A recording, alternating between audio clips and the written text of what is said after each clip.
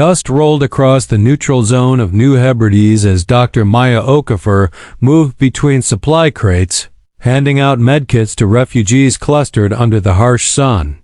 The colony always felt tense, like a breath held too long.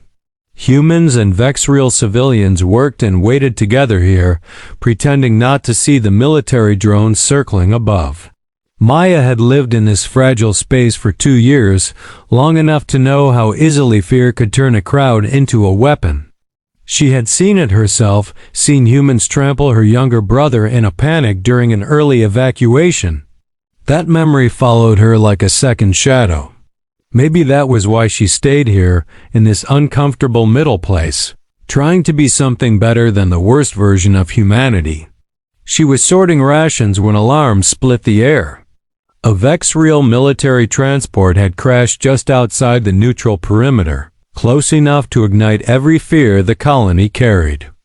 Smoke curled into the sky. Military signatures from both sides surged toward the coordinates. Maya grabbed her medical kit and ran. The crash site was chaos. Flames licked at broken hull plating. Wounded Vex'ral lay scattered across the dirt, their chittering cries sharp and panicked. Her team rushed in behind her, immediately overwhelmed. She knelt beside a soldier missing half his carapace when a new alarm screamed across every comm channel. Unstable power core. Critical overload. Evacuate immediately. The order hit like a shockwave. Everyone ran. Her team. The incoming humans. Even the injured Vex'ral who could still move. The terror was instant and instinctive. Maya turned to follow, then froze. A small form lay half buried under a shard of wreckage.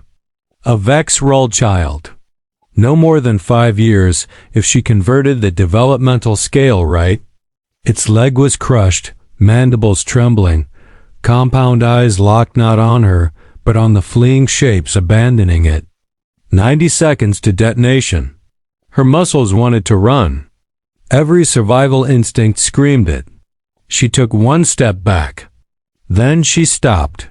She saw her brother's face in that moment, the confused, terrified look he'd worn just before the stampede swallowed him. Maya turned and sprinted toward the child. Her team shouted through her comm, begging her to retreat. She shut the channel off. The child flinched as she approached, defensive spines rising. Maya kept her voice soft, the tone doing what the words could not. She dug her hands under the debris, straining. The metal was hot, edges biting into her palms. 60 seconds. The child made a weak clicking sound, not quite trusting, not quite resisting. She pushed harder, bracing her feet, lifting with every breath she had left. 40 seconds. The metal finally scraped aside. Maya pulled the youngling close, feeling the sharp spines retract in instinctive surrender. She ran, lungs burning. She would never reach safe distance. 20 seconds. She didn't stop. Couldn't. She just tightened her grip and kept running until the world behind her went white. The explosion hit like a giant's fist. Maya had just enough time to curl her body around the child, shielding it with everything she had. She knew she would die. She accepted it with a strange calm. Protecting a child, any child, felt like the right final act. But death didn't come. A shimmering barrier flashed around them, cracking under the pressure. A Vex'ral shield generator activated from the ridge above. Hive-Mother Kess'rix had given the order to protect the human who protected one of theirs. The shield overloaded and collapsed in sparks. But it held long enough.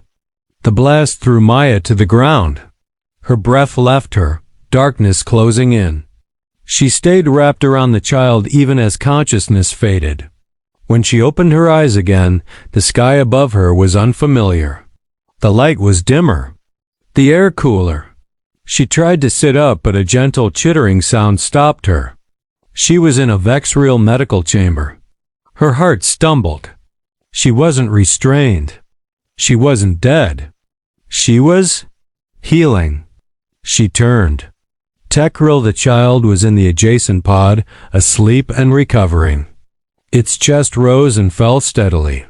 Moments later, a group of Vex'ral entered. The child's family. Their gestures were sharp and emotional, their translator struggling to find equivalents. The closest phrase it managed was hive sacrifice, a term whispered with something like awe. Hive-Mother Kess'rix arrived next. She was taller than the others, her armor iridescent. She studied Maya for a long, unreadable moment before speaking. "You risked your life for one of ours," the translator said. "This disrupts everything." Maya swallowed. "It was just a child."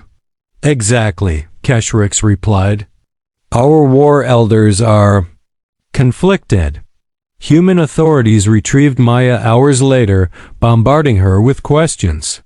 Was she coerced? Manipulated? Trying to make a political statement? She gave the same answer every time. It was a child. That's all.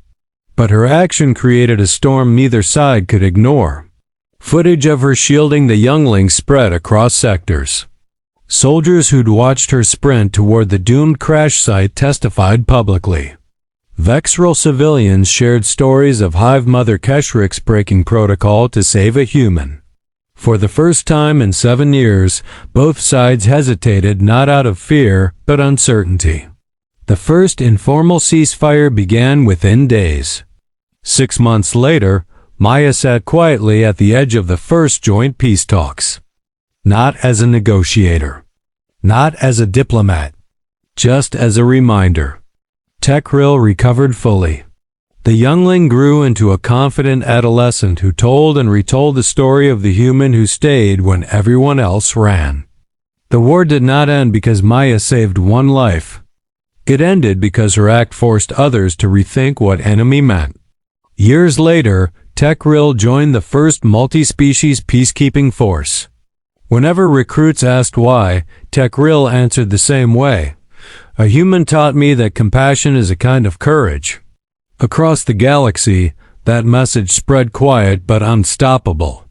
Because the truth was simple, and it had changed everything.